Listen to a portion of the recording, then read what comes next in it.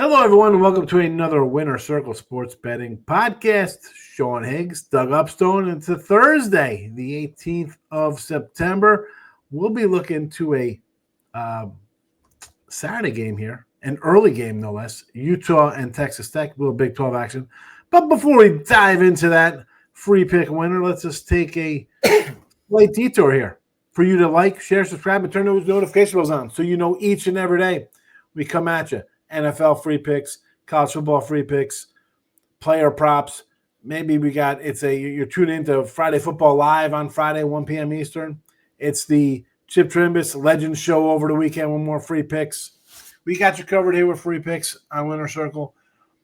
But if you want our best bets, our top plays, perhaps in a Thursday night game or a Friday night game or a baseball game or whatever game you want to bet on, head to gamblersworld.net. Major League Baseball, it's crunch time. I was just talking to somebody where this person thinks Cleveland's got a shot to win the division and upset Detroit. I'm saying, well, you know what? How about the Rangers? They're 4 back in wild card, but you never know. They could win 6 in a row against the Marlins and the Twins and get themselves right back into it. It's baseball. World Series package is up right now. Go get that. It's on sale. All sports through the World Series. About $25 a week, $149. It's pen and fever, baby. Catch it. You see what I did there? A little catch it? I don't know. Of course, I got it. Yeah, I got it. Of course, the 3, 7, 30-day packages are guaranteed, which is great on a Thursday. You get a 7-day. You'll get Thursday, Friday, Saturday, Sunday, Monday, all your football included in that, guaranteed, so your profit. Of course, the NFL yearly package, although it's a regular price now, it's about $37 a week. I prefer the 30-day. It's all sports. You love all sports. What else is there to say? I don't know. I can't say anything else. Doug Upstone, can you add any tidbits to this to me selling on the picks, or do you have anything else on your mind? Well, I think I know myself, for example, this week. I know I'm 3-0 this week, and I think you're at least 4-1 at least this week. And I believe the only loss to my knowledge is the Yankees ahead 10-1.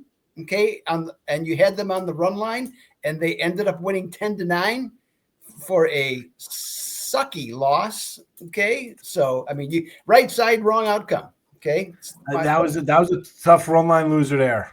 Yes. For sure. So we have both been doing very well this week, and so we'll look to continue it all weekend long, including today with our free pick. So yes, we're excited. We're ready to go. And by the way, everybody, I know he never toots his own horn, so I'll do it for him. Sean has just been just a monster, okay, for a long time now on this site, and he's just been going great. So everybody, hey, of course I want you to buy my selections, but I'll tell you what, Sean, he deserves lots of accolades, okay, for how he's been appreciate going. It. So don't jinx me. That's nonsense. So it's Thursday, but the last 7 days, 58% for me. Which is 18 and 13, but that's mixing in some NFL and college and baseball, all included. Baseball's been good this week, 4-2 there or whatever. Okay. And one day at a day. It's tricky. I'm going to tell you, baseball's tricky right now. Oh. It's big spreads. Yeah, basically one play a day, maybe 2 at most, because to me, September is as hard as April. I think it's harder. Because the teams, anybody can win in April, right? You see, the Pirates are 16-10. This is the year they break out or whatever. Any kind of team could have but now it's, hey, the Red Sox, you have to win. You're the wild card slipping away. Like this is a team where the better team you think would win because you've won from April to May to June, July to August. You have 5+ months of winning. Why wouldn't they win now? This is when they should win against a team that's given up or called up prospects or traded away guys. Does not always work that way. We've seen some crazy things happen this month. I mean, big win streaks, Cleveland winning out of the blue, Seattle 9 in a row like them. Texas had won 6 in a row. Now they just lost 4 in a row. Yeah. White Sox are winning. It's Baltimore 11-4, I think. As John Sterling says, that's baseball, Susan. You can't get any better than that. That's baseball, Susan. It is what it is. You mentioned tidbits to me. So before we talk about Utah and Texas Tech, I just throw a couple things at some people here. And Sean has no idea what I'm about to say here. One of them is Kent State. You might have noticed that they're a 46-point, last I saw, 46-point underdog.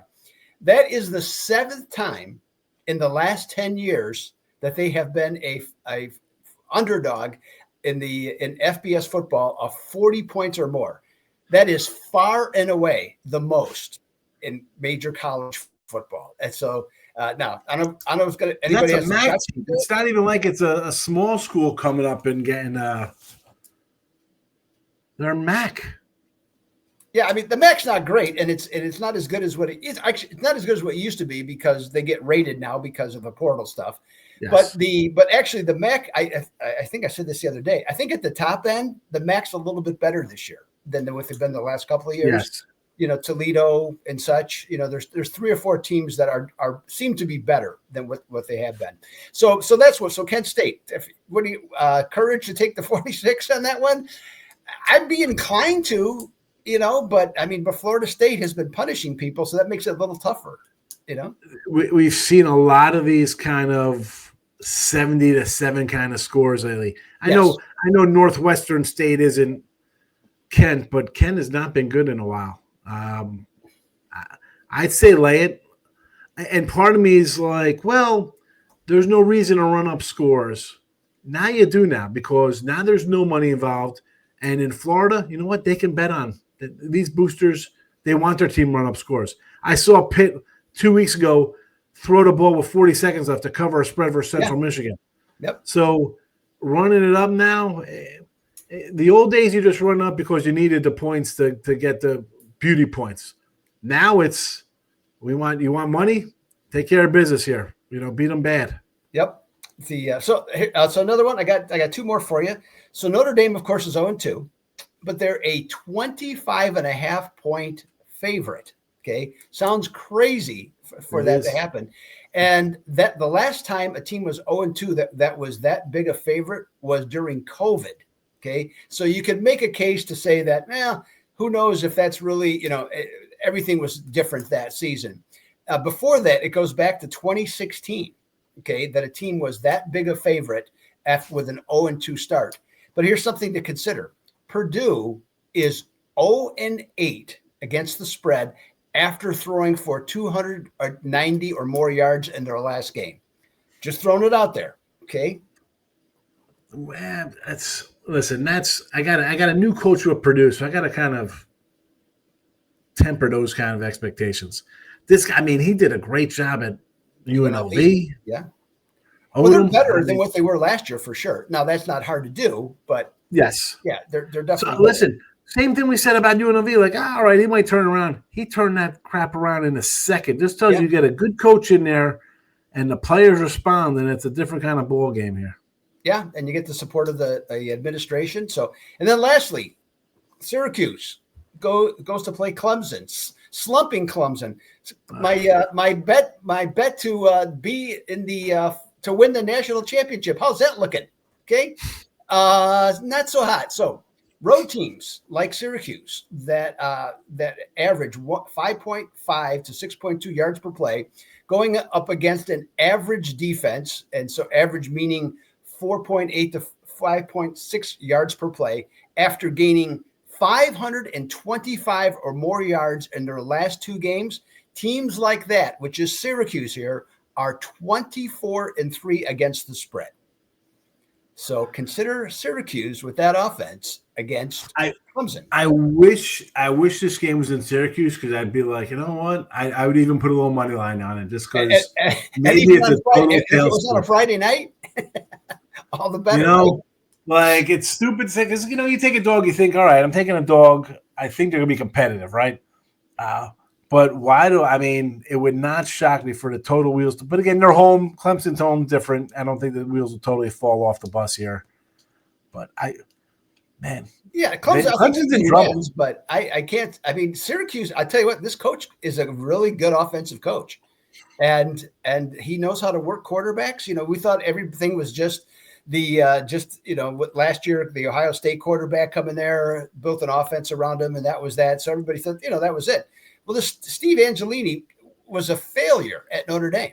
Okay, I mean, he could never win the job. He finally got in on the what was it, the Sun Bowl a few years ago. Played pretty well, but never won the job. He goes here, and he's been a stud. I mean, he looks good in that offense. So he knows. And it's Drew Pine, another Notre Dame guy. He's failing miserably out in Ball State or wherever he's at the MAC. He's not a quarterback. That's the bottom line. And he threw 22 touchdowns for the Irish one year. This guy is he's terrible. No, we talk about NFL quarterbacks hitting the lottery. I mean, these college ones, 5-star recruits, you go to these schools, you think, all right, well, who knows? Who knows what's going to be? Nice little fun facts for a couple games there. Little kind of like bonus talk for you there. Yeah. We've kind of circled the wagon, so just do a game a day here to focus on, try to get out more direct, kind of like a stronger opinion, I guess you'd say, on these games. We are 7-5 plus 150 with our college football, so we have one with our free picks. Again, you want our best bets or top plays, gamblersworld.net. I'm looking right now. Again, you'll see this on Thursday for Saturday. Doug's got Thursday MLB up today, double play, and he's got his week 4 best bet college football up as well. So be sure to check back all weekend long for Doug's NFL and college football plays. But right now, Doug, Utah, a 3-point favorite, total of 57.5 here at Rice Eccles. I like Wade Ham, really good coach. Mm-hmm. And to be honest here, you got 2 ranked teams, undefeated, straight up in ATS. The winner is probably going to shoot up to the Big 12 favorite kind of thing. Probably a little foot in the door to the playoffs, right? You're going to be undefeated. You could, especially in Tech spot with who they have coming, they have no ranking. Again, it's whatever.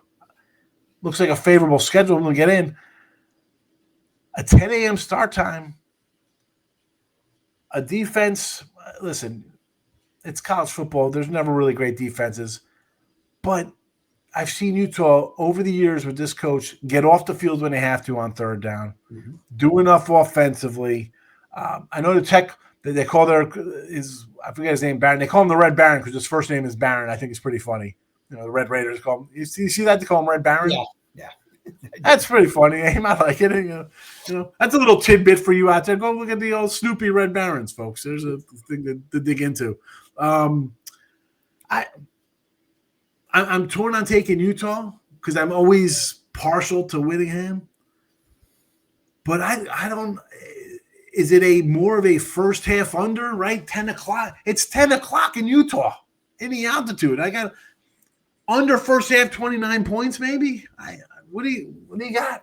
Well, I'm looking at this a couple different ways. First of all, normally, to my knowledge anyways, Utah is at least 3.5 point favorite at home. At least. Maybe even 4. Okay? So that's right off the bat. That's kind of a surprising thing that the odds makers done to me. Now, obviously, you got to pay attention to that because the odds makers, by and large, they know what they're doing. So that's of note to me.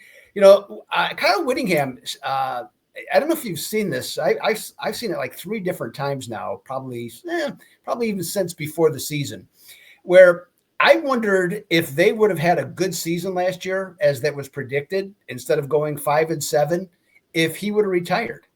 Because he said that he goes, I can't walk. His basic quote is, I can't walk away after a year like last year. And that leads me to believe he's ready to go. And I think he's in his low 60s, if I'm not mistaken. Okay. So somewhere's right around there. So, but I give him a lot of credit for what he's done. And he's actually, even though he seems kind of a stodgy guy, when they moved to the Pac-12, he realized right away that he needed more speed. Okay. Went out and got it this year. Okay, off last year's failures, he understood the process. They haven't been that active in the portal, but they went out and they got needs. They figured their needs. They went out and satisfied those needs. They're always going to be physical in the trenches. We know that, both sides of the ball, and they have a lot more speed now at linebacker and secondary. So I think that's a big plus. Now, Texas Tech, hey, best team money can buy this year, right? They win the prize. Okay, for doing that. The double T boosters, they decided that Texas and Oklahoma out of the Big 12. Okay, now it's time to spend some bucks. Okay, so the boosters have really chipped in. They almost won the women's college softball tournament, finished second. And, they're great now and consistent winner in college basketball. So Joey McGuire comes in, offensive-minded coach. Imagine seeing that at Texas Tech, an offensive-minded coach. That almost never happens. Never happens. But this team looks good. Okay, but here's the thing.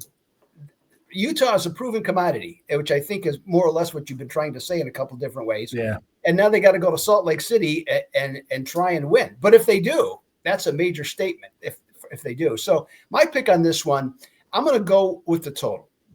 And I think that Utah, by and large, controls the tempo of the contest, which I think keeps the score down on this one. 57, I think you said, or 57 and a half. 57 and a half, yeah. Yep, seems a little bit high here.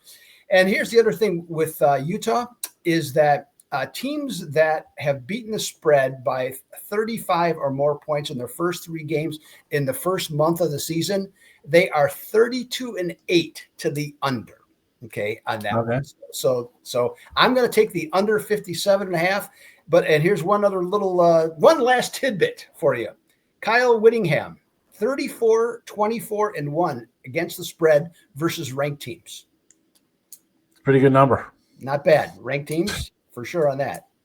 Pretty good number, especially when he's doing it at Utah versus USC's, your UCLA's, your Oregon clubs, or maybe way back to maybe Stanford was good when he started. I don't even know if they were good back in the 2010s. I don't remember. Maybe. Yeah, they were probably decent. Probably Harbaugh was there. So yeah, Stanford was probably a good team back then. Yep. Under 57 and a half, official pick from Doug here. I'm going to go under, I said the first half, just based on how it's going to start early and stuff like that, 27 and a half. So a pair of unders here. Again, another free picks. You mentioned like him maybe retiring last year. He had a bad season, 5-7. I want to go back to when he was in back-to-back Rose Bowls. If he would have maybe won either one of those, he might have hung it up. Yeah. And now it's kind of like to get back to a mountaintop there is going to be a little tough here. Maybe this is the year. Maybe he gets to the Big 12 championship game and gets a playoff and maybe wraps it up after that. He's been a great coach. I mean, there's no doubt about it. 725 wins on his career, by the way. So, that's that'd be a record probably. No, that's the Utah team at 725 wins. Well, just a little bit high. He is 170 and 86. So apologies there. Still, not a bad record. Would that be a scooch high or no? A scooch. That'd be a little scoocher. A little scooch high. Okay. Yeah. We're throwing out funny words here today, folks. Haven't noticed. You haven't noticed. A little humor, off camera humor we had going on between us. All right, back to the seriousness. Free pick under first half 27 and a half. Under full game, 57.5. These are the free picks. I mean, I like them anyway. You never know. These things kind of maybe scooch in incognitally into being a premium play sometimes. But a pair of unders for you. Our best bets, again, gamblersworld.net. Head on over. Doug's got MLB for today. College football for the weekend. I'm college football. The NFL's ready to go. We're locked and loaded there, so go get that at gamblersworld.net for our best bets. Again, 7-day package is good today. You'll get all the football Thursday to Monday. People love football. That's your best bet there. 7-day guaranteed, so your profit will credit you back.